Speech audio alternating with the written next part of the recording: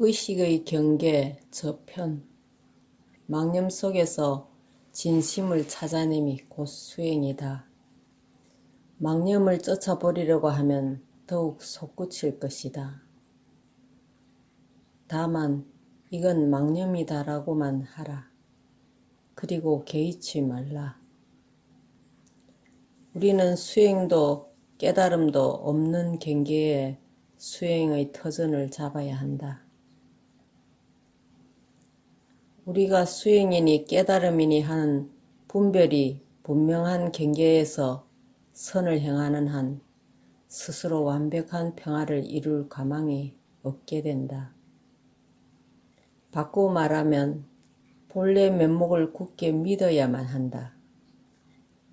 우리 원래 성품은 인식의 경험 저편에 있다. 수행과 깨달음 혹은 선과 악 등을 분별하는 것은 의식의 경험 체계 속에서이다.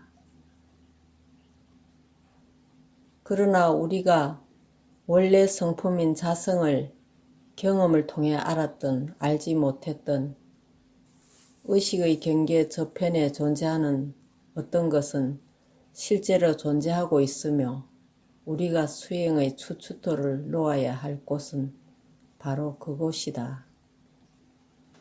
그대의 마음속에 뭔가 좋은 뜻을 품는 일 역시 그다지 좋은 일이 못 된다. 부처님께서는 종종 이래야 된다, 그래선 안 된다 등으로 교훈을 주셨었다. 그렇다고 그 말씀을 마음에 품고 있는 일은 별로이다. 그 말은 그대에게 짐이 되어 별로 기분 좋게 해주지 못할 것이다. 사실상 어떤 못된 뜻을 품는 일이 오히려 그대 마음속에 어떤 것이 선이며 무엇이 반드시 해야 할 당위적 행동인가를 알고 있는 것보다 나을 수도 있다. 마음속에서 남에게 해를 끼칠 생각을 품는 일은 본인에게는 퍽 유쾌하게 느껴질 수도 있다. 사실 그렇다. 옳고 그름은 핵심이 아니다.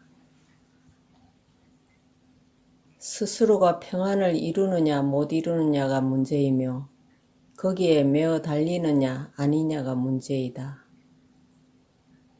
그대의 의식 속에 뭔가 담고 있을 때에 그대는 완전한 평온에 이를 수 없다. 완전한 평온을 향해 가는 가장 좋은 방법은 모든 것을 잊는 것이다. 모든 것을 잊어버릴 때 마음은 고요해지고 넓어진다. 저절로 사물이 있는 그대로 보고 느낄 수 있을 만큼 맑아진다. 완전한 평온을 찾는 가장 최상의 방법은 그 무엇이든 간에 어떤 일에 대한 생각을 남겨두지 않는 것이다. 모두 잊어버리고 생각의 흔적과 자취를 절대로 남기지 않는 것이다. 그렇다고 마음의 움직임을 중지시키려 하거나 의식활동의 경계를 넘어 들어가려 한다면 그것은 또 다른 부담을 안겨주는 일밖에 안 될 것이다.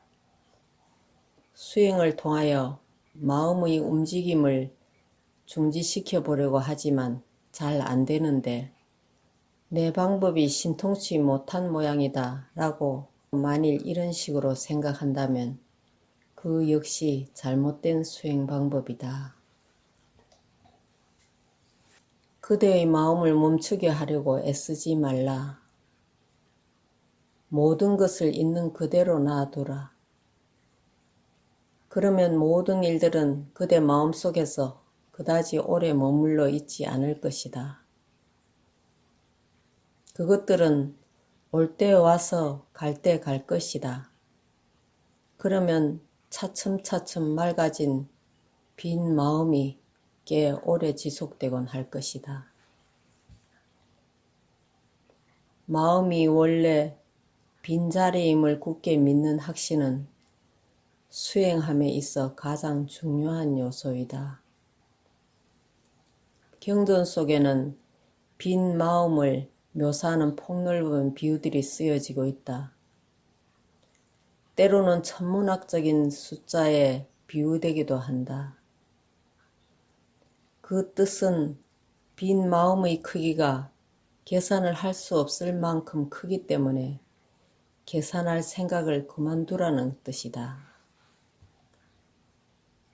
그것이 아무리 해도 계산을 할 수 없을 만큼 거대한 것이라면 그대는 계산해 볼 흥미를 잃고 결국엔 계산을 포기해 버릴 것이다.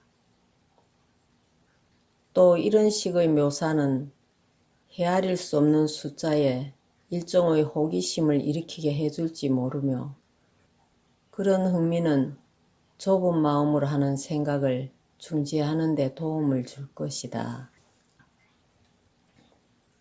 하지만 빈 마음자리를 최고로 순수하게 그리고 진지하게 경험하게 되는 것은 자선에 들 때이다.